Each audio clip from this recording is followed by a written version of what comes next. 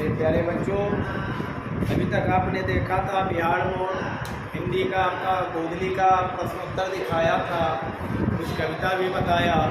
आज जो है आपको मैं प्यूसम बताने वाला हूँ। जो संस्कृत से लोग अधिकांशतः डरते हैं, पता नहीं, सबसे आसान और इजी विषय जो है संस्कृत होता है। जब तक आप व्याकरण थोड़ा नहीं जानेंगे, इसमें होता है शब्द रूप धातु रूप का ज्ञान होना बहुत ही आवश्यक होता है। तो इसका वीडियो मैंने पहले भी भेज चुका हूँ। अनुवाद कैसे करें इसे देखेंगे तो ये किताब पढ़ने में आपको सहूलियत होगी। देखिए, प्यूसम का अर्थ होता है अमृत।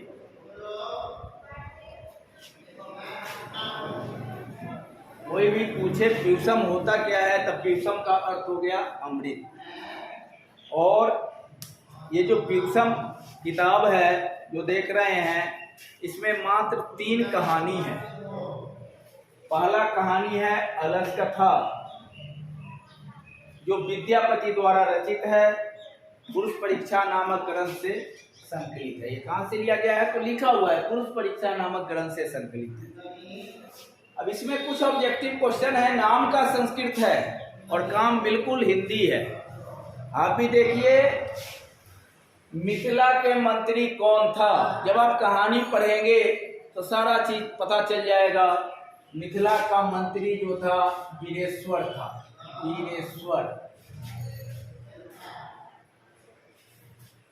अलस कथा के रचनाकार कौन है, लिखा हुआ है विद्यापति। कौन थे? विद्यापति। कौन बनावटी आलसी बनकर भोजन ग्रहण करता था? आलसी।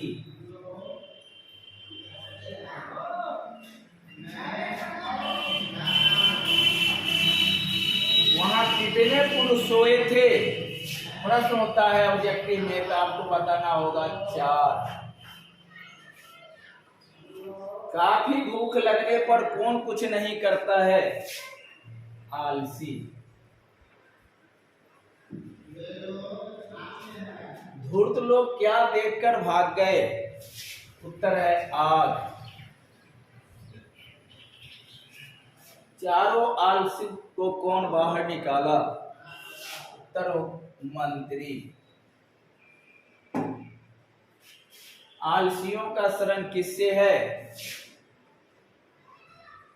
दयावान से। सभी प्राणी किसके सुख देखकर दौड़ते हैं? अपने जाति के।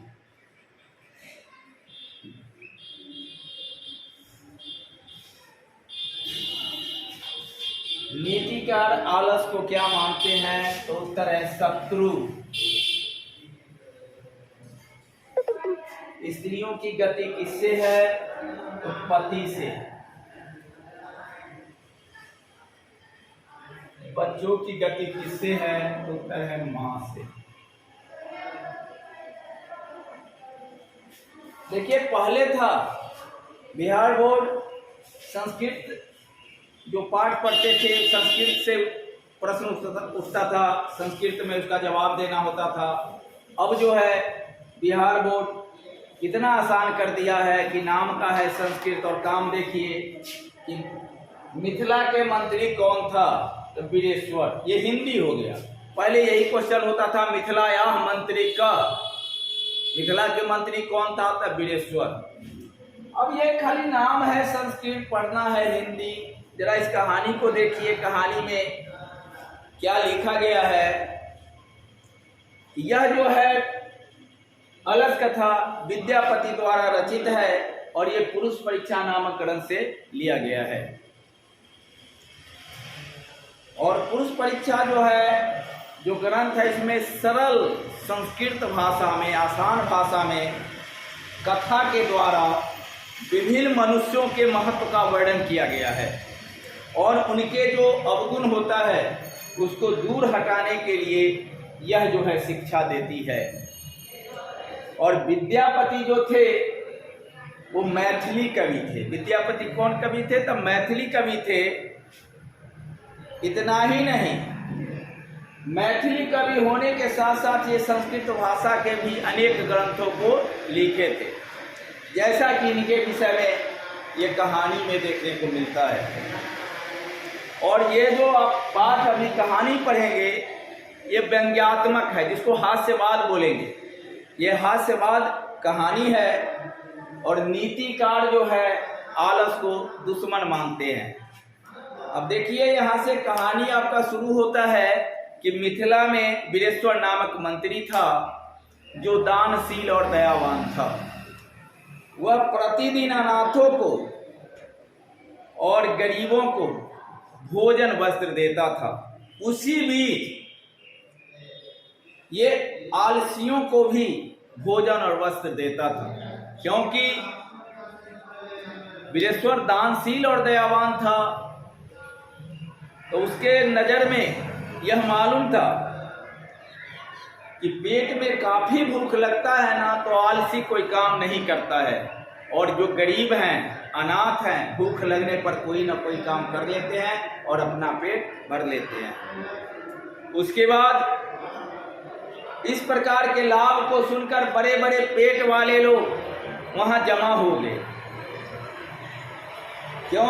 कैसा कहा गया है, सुविधाजनक चीज को सभी लोग चाहते हैं और अपने जाति को सुख को देखकर सभी लोग दौड़ते हैं। जैसे अभी मान लो पता चलेगा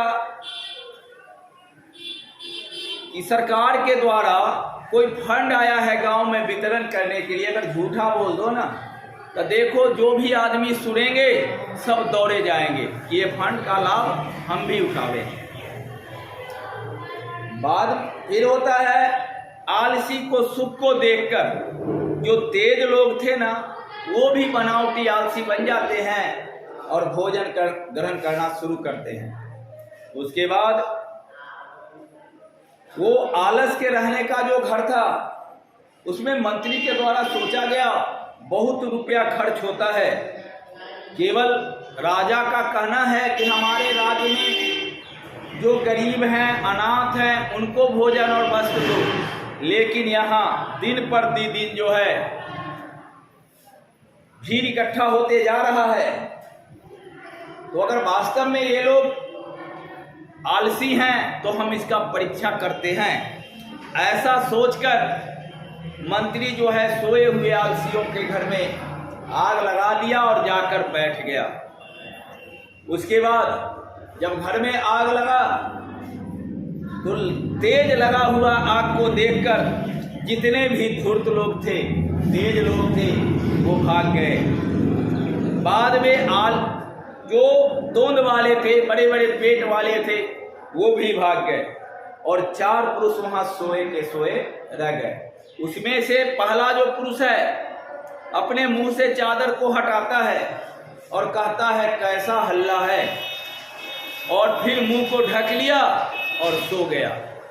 जब दूसरे की बारी आई तो दूसरा कहता है कि घर में आग लगी है, और फिर ऐसा बोला और मुंह चादर से ढक के सो गया। जब तीसरे की बारी आई तो तीसरा कहता है कोई धार्मिक व्यक्ति नहीं है जो भीगा कंबल और चटाई से हम लोग को ढक दे, ताकि आग की ज्वाला समाप्त हो जाए और हम लोग बच जाए। और ऐसा बोलकर फिर मुंह को ढक के वो सो जाता है। जब चौथे की बारी आई तो चौथा कहता है अरे बकबक क्यों करते हो, चुपचाप क्यों नहीं सोते हो, सब चुपचाप सो जाओ। चारों मिलकर पुनः जो है चुपचाप सो गया। उसके बाद मंत्री वहां बैठा देख रहा था, क्योंकि वो दयालु था, दयावान था। देखा आपस में चारों जो हैं बात कर रहे हैं, अब जो है आग उनके ऊपर गिरेगा और चारों देवानंद जल के मर जाएंगे। उसके भय से केस के अंतिम भाग, जिसको टीकी बोलेंगे, टीकी पकड़कर चारों आलसी को घर से बाहर कर दिया।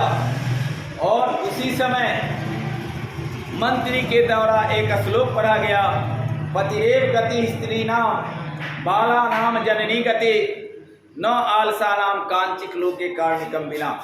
इसका अर्थ होता है स्त्रियों की गति पति से है और बच्चों की गति माँ से है।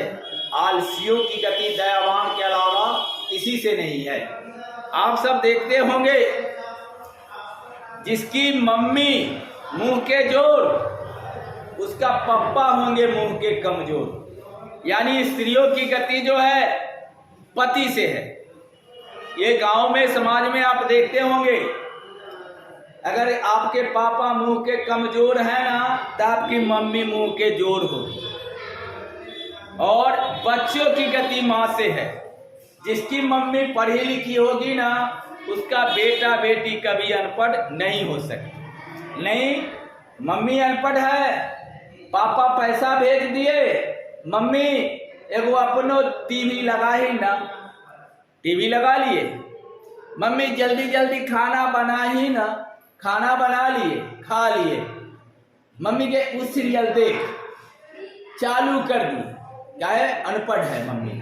अगर जिसकी मम्मी पढ़ी लिखी है, वो बच्चे को टीवी देखने के लिए मना ना करती है, लेकिन समय से, अभी पढ़ने का समय है, पढ़ाई करो, बाद में टीवी देखना। तो बच्चों की गति माँ से है, आलसियों की गति दयावानों के अलावा किसी से नहीं है। अगर कोई आलसी है, लड़का या लड़की, जैसे लड़की है आलसी है, लेट से सो के उठती है, खाना खा ली, थाली को बगल में रख दी, तो यहाँ माँ है, दीदी है, भाभी है, दाई के उठना, खाना बन के लो खाना। जब बेटी की शादी होती है, जब दूसरे घर जाती है, वहाँ मिलती है सास। वो आपको दाई है, कन्या है, उठा ना खाना कहने वाली नहीं मिलती है। तो यही है कि आलसियों को अगर दयावान वहाँ मिल गया तो गुजारा है, अन्यथा कहीं गुजारा नहीं है।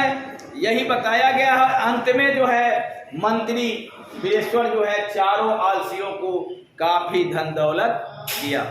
अब इसी में देखो, ये कहानी है कुछ नहीं, इसी का ये ऑब्जेक्टिव बना जो हिंदी में देना है। और बच्चे जो है संस्कृत से इतना भागते हैं। संस्कृत तो संस्कार की हुई वाणी है, देवताओं की वाणी है। संस्कृत पढ़ोगे ना, घर में दरिद्रा नहीं जाएगा, बीमारी नहीं जाएगा, सब भाग जाएगा। क्यों? ये संस्कार की हुई वाणी है। तो बच्चे, फिर हम दूसरे वीडियो में मिलेंगे दूसरा पाठ लेकर। तब तक के लिए जय हिंद, जय भारत।